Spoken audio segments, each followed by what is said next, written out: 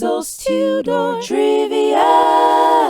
Hi, welcome to Teasel's Tudor Trivia with me, Claire, and Teasel the dog, who is on high alert for cats as per usual. Now, Queen Elizabeth I, the last of the Tudor monarchs, was known for her red hair, both her natural red hair and also the red wigs that she wore.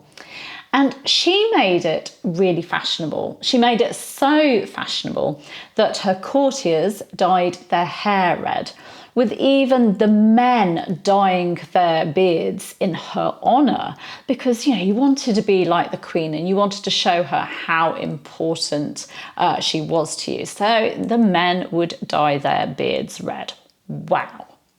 But how did they dye their hair and beards this colour? Well, Teasel has been looking through my research, which luckily is in files on my computer and not on edible paper. Otherwise, it might not exist anymore if Teasel's got to it.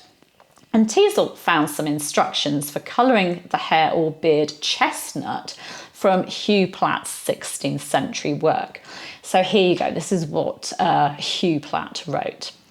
How to colour the head or beard into a chestnut colour in half an hour.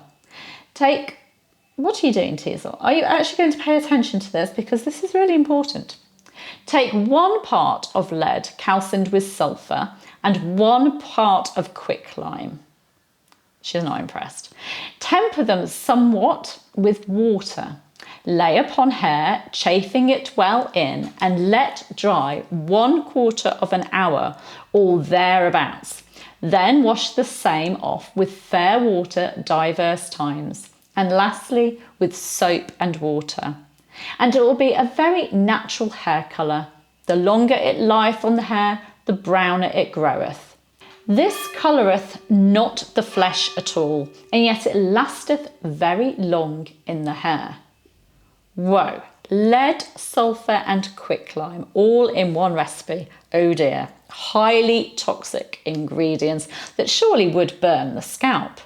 And an article on the history of hair colouring by Lush Handmade Cosmetics on their website points out that this practice may well have led to hair loss, baldness and horrible burns as well, alkali burns, leading to a fashion, of course, later for huge powdered wigs, not in the Tudor times, but a bit later. So please, please, please don't try the recipe that Teasel found in my notes at home, because it would be horrible. It would burn you. It would cause all kinds of damage. So Teasel, we can't do that. No, you can't dye your fur like Elizabeth I. No. See you tomorrow. Bye bye. Teasel's Tudor Trivia.